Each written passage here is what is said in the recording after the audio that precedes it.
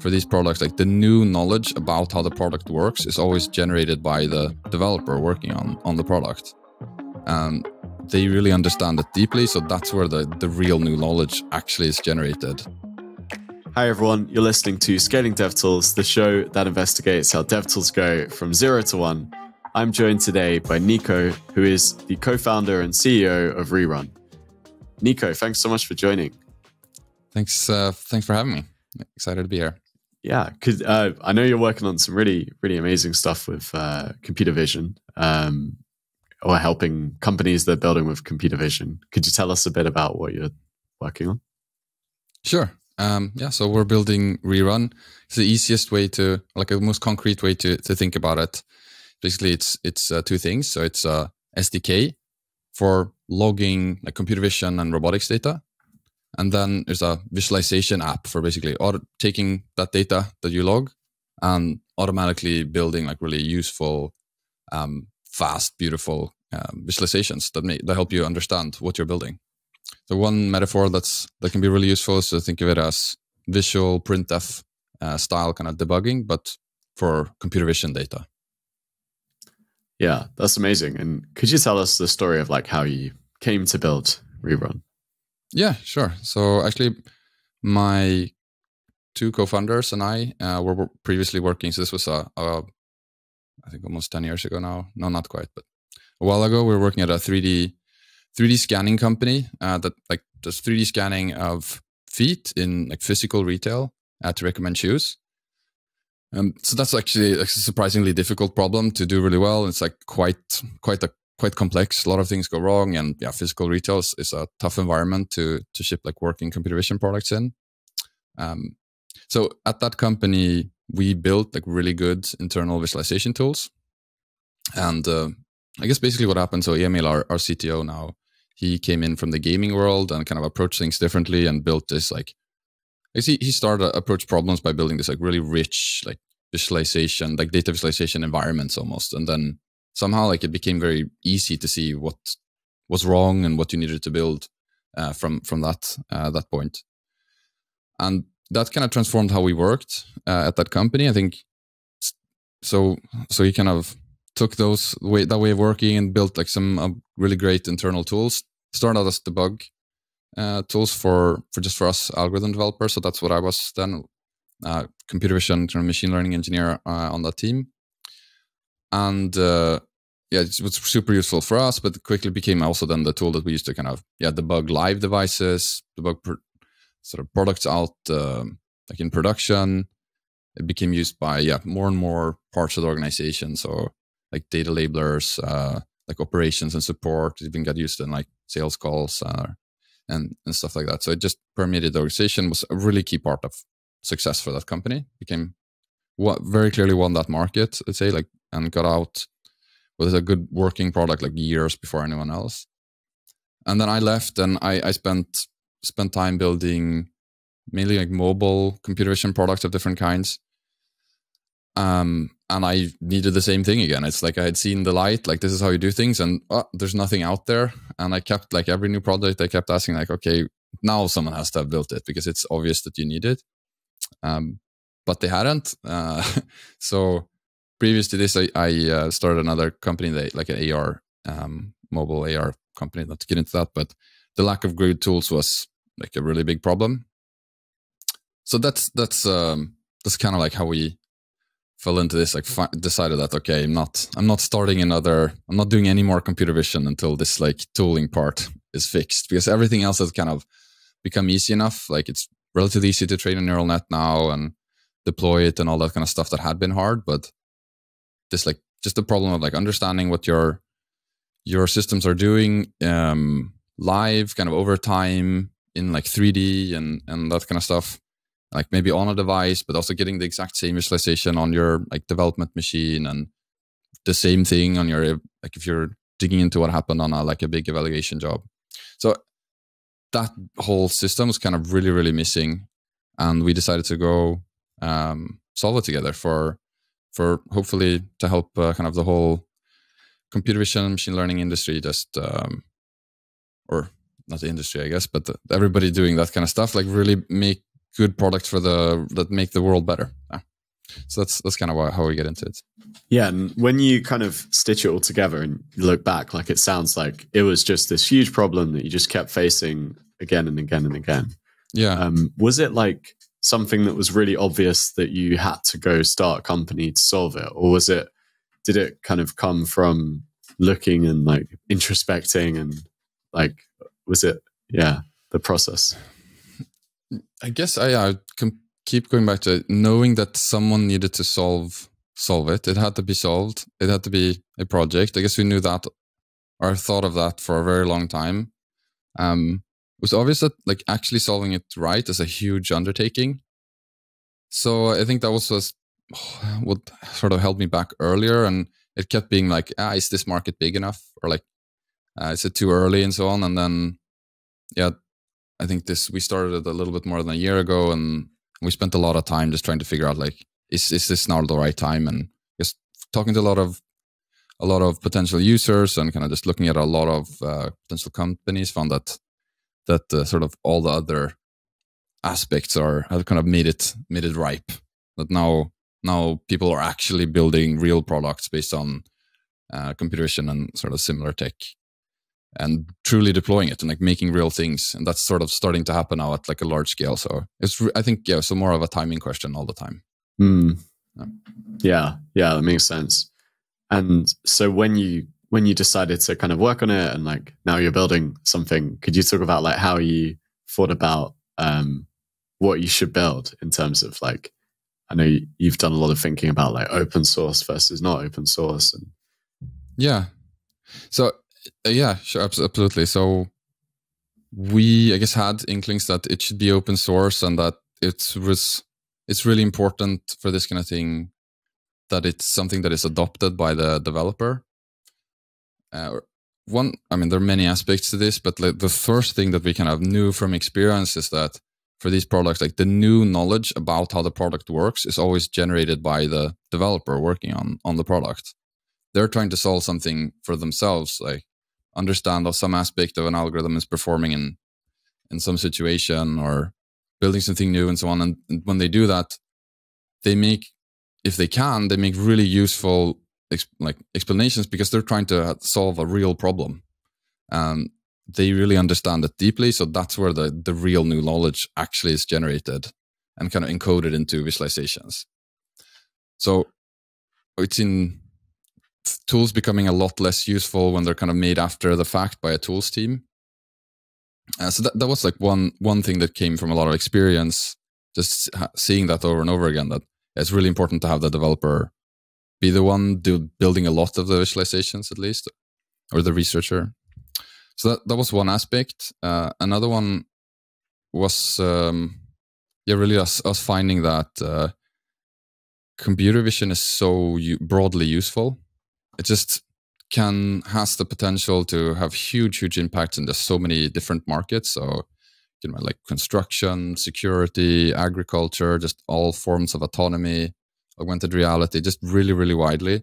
And we spent a lot of time talking to a lot of these kinds of developers in the beginning, and I really found like we had our own experience just from our friends and so on, but just really seeing that people also change jobs easily between those industries. So lots of people change, like, I work in medical AI, and next year they're in AR or self-driving or something like that.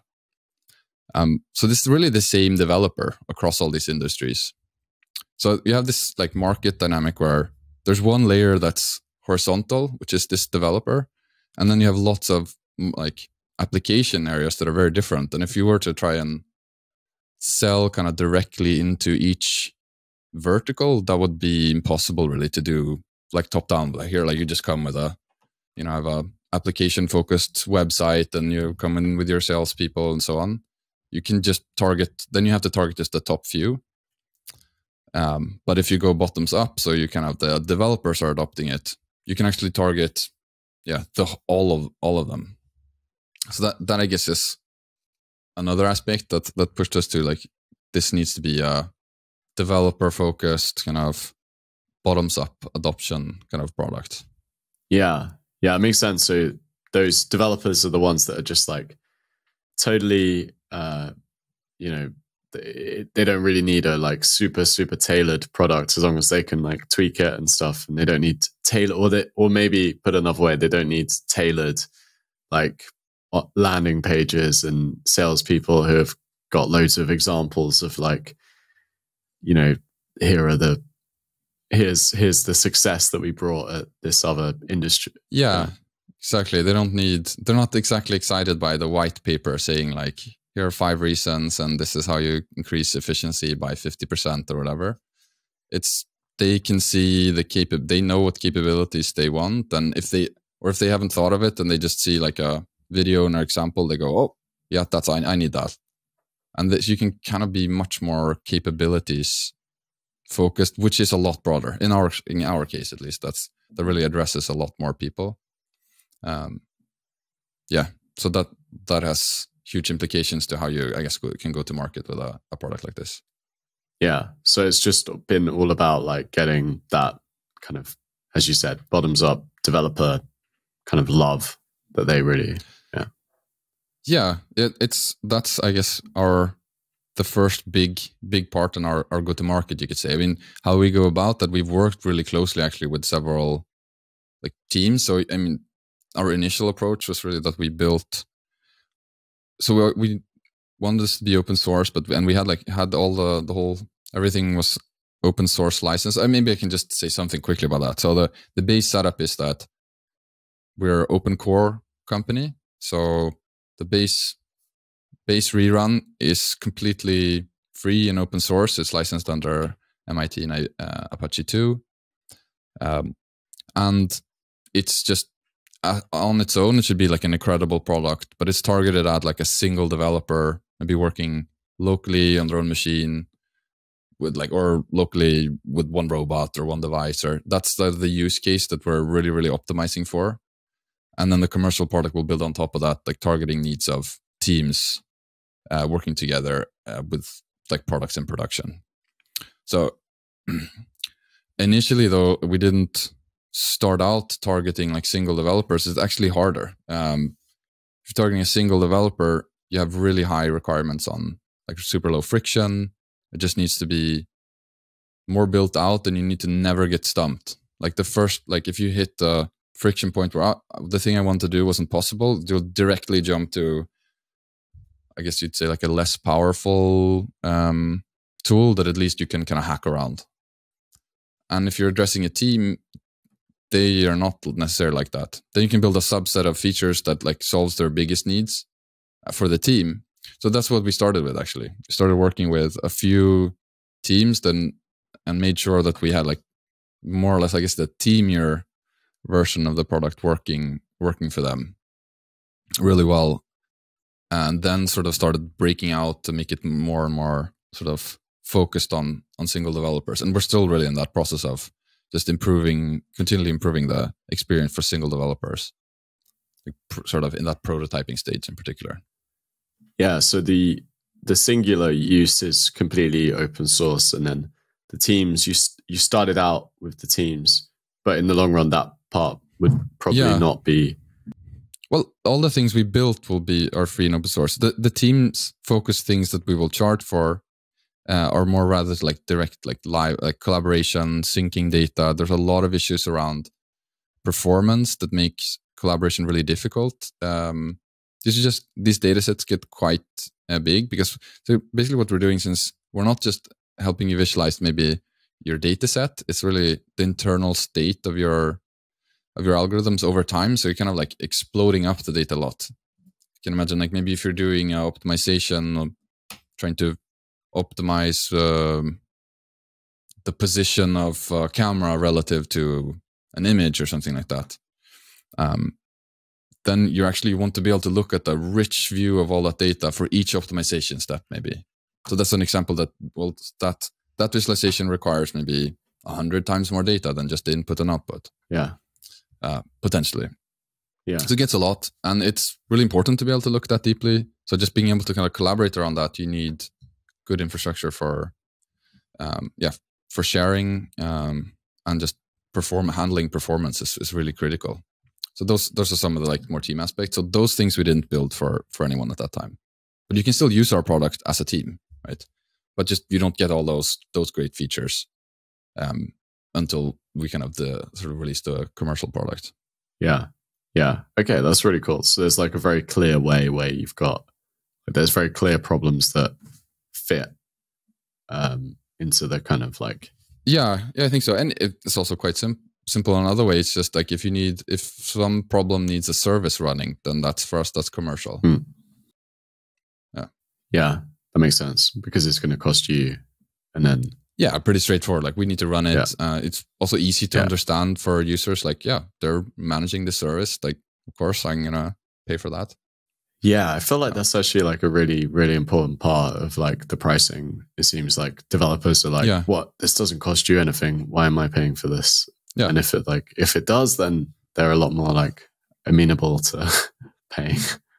Yeah, exactly. And I guess we as being developers ourselves have experienced that. It's not exactly rational. Well, maybe it's rational, but I don't know, it's not maybe the most sympathetic, but we're like that ourselves. So we're not better ourselves. So we definitely empathize with that feeling with other developers. Yeah. I totally, I think there's times I've been very frustrated with software where I'm like, what? It's literally like one tiny little thing I want to change. And now you're forcing me to upgrade. And it's a really nice way to do it. I know that since you kind of released that, things have become like you've been getting a lot of love online and a lot of kind of GitHub stars and activity. Could you talk a bit about how you've generated that? Sure. Well, I mean, first of all, I think the most important thing is that I hope at least that we're building something that will be like really genuinely useful, and that a lot of people that have been in this space have been waiting for something like this for a long time and maybe built things themselves. Maybe they built something great and then kind of bit decay kind of took its hold and that project is now dead, or they changed companies and they can't use it. So they just like, I think a lot of people who are in this space like have been wanting this for a while. So I think that's, I mean, obviously the core thing, but then obviously we did some more tactical kind of things. So our product is very visual. So we did spend, like, even when everything was closed, we spent some time just trying to practice, I guess, visually explaining what Rerun is, by making different kind of like videos of examples we were building, and trying to like figure out kind of how that worked, what resonated with people. Like just basically, I mean, none of us were good visual storytellers before, I guess. I don't know that we are now, but I think we're a little better. And just going through just posting a lot of videos and so on, and kind of learning, just how to explain it and what kind of got people excited. I think that we did that continually for the first 4 or 5 months before the release, and I think that had a really big effect. Then we took all of those learnings, so we open sourced, or it was always open sourced, I guess, but we made it public in mid-February. So it's like almost a couple of months ago. Yeah. And for that launch, I guess we took all those learnings, and then I basically went, like, we created all the base material, and I went and sat with a real kind of editor, and we tried to put together like a really tight, less than 1 minute video, like really showcasing and explaining how everything works. And we spent a lot of effort to make that easy to understand, but also kind of engaging and so on. And I think that had a huge effect. So that video made our kind of launch, I guess, go quite far. So that was like one of the things that we did. And just also try to kind of build in the open as people do. We had some success early on, kind of just writing to a lot of computer vision developers, like directly DMing them on LinkedIn. So that is, I guess, one of those like surprising things, but I guess we try to do it in a non-salesy, creepy way. Just sort of, hey, we're working on this, love your feedback, or some variation of that, or like, I think what you're doing is cool. But I don't know, it's even hard to say without making it sound like a creepy LinkedIn thing, but we tried at least, and to be relatively genuine and so on. And I think that was a good way to get in early conversations with a lot of like potential users, yeah, and relatively okay. It's not scalable, but it's the easiest. It's fairly easy, at least, and it was useful. And I think that was also good too. Like we got, I guess, in front of a lot of people like that as well. Yeah, sort of early on. Yeah, it's really smart. And I know you kind of you said that like a lot of the people that are on LinkedIn and do use it may not actually be, on Twitter. Yeah, I guess the tech community is like very Twitter focused. I mean, I also follow things on Twitter and so on. I'm not great at it myself, but there are a lot of great people in tech or that are not on Twitter really, and they maybe follow, like, just they have an account, but it's not important to them. So, and particularly, I think in these like a little bit more hard sciencey fields, so like robotics and computer vision, kind of, they're more. I found that many of them are more likely to be on LinkedIn, and they find lots of good papers and like interesting methods. Like there are 100 influencers sharing stuff like that are, I mean, they're really doing useful job sharing interesting work. So they're on there, and it's a little bit overlooked by a lot of the tech community because it's, I guess, not as cool, kind of. So yeah, a little arbitrage. Yeah, that's really cool. I guess it's like kind of the platform is not inherently bad. Like people, if there's good people on there and you're, and they do go there for some reason, then yeah, it's absolutely useful. Yeah, exactly. And I guess the third thing was, I mean, we are a Rust shop, so all of Rerun is built like really from the ground up in Rust. So that's like, we use Apache Arrow, but other than that, like our whole database is custom, like from the ground up. Like the render is written on top of WGPU, but yeah, that is a completely custom. We use the Rust GUI framework, eGUI. So it's like really end-to-end Rust, and that's important for us for lots of reasons, but Rust is also it's just a really popular area. Rust developers love Rust and love talking to Rust with other people. So that has been a important driver for us to just get out in front of lots of people. It's just sort of talking about that we're doing it in Rust and why and so on. That's been kind of a big driver for getting exposure for the project for us as well, and interest and so on. Yeah. And it's also helped with your hiring, right? Yeah. I just have this continually every time we've been out hiring. I just I'm amazed by the incredible talent that is ready to switch jobs for just for the sake of working in Rust on their day job. Just so many great engineers, and it's kind of, in one way, makes me sad that like I can't hire all these like great people. So maybe, I mean, we're a small company, we can't do the old school Google thing of just hiring everybody that's good. We need to kind of match it to the particular role and all that stuff. But yeah, all teams out there that could be using Rust and are having trouble hiring, I mean, they're really missing out, I'd say. So that's been super useful for us. Yeah. So build in Rust. I think you should build in Rust. Yeah. If at all practical, it's a very strong choice. Put it that way. Very, very cool. Yeah. And Niko, I think that's all we've got time for, but I wondered what would be like your key takeaways for any founders of DevTools or people working in DevTools listening.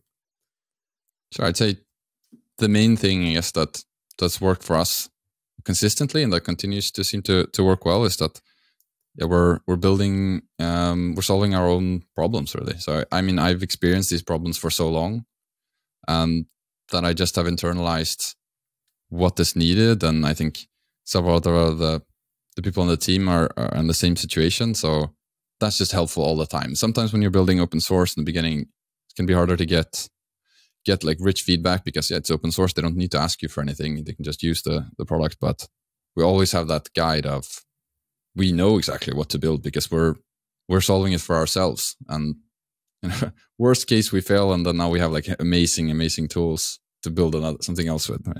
So that I think is just incredibly useful every day. And yeah, that tip is hard to like overdo, I think. Yeah, that's amazing. I absolutely love it that you're just on this mission to like never do another computer vision project until we have this amazing tooling. Yeah, it just never again.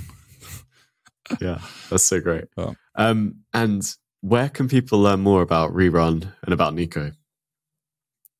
Sure. I think the easiest is just our website. So that's rerun.io. You can find links to our Twitter and different things like that. I'm not the most, I don't have the biggest Twitter account. So maybe just, go there or find us on Twitter. I think it's our handle is rerun.io, just in regular language.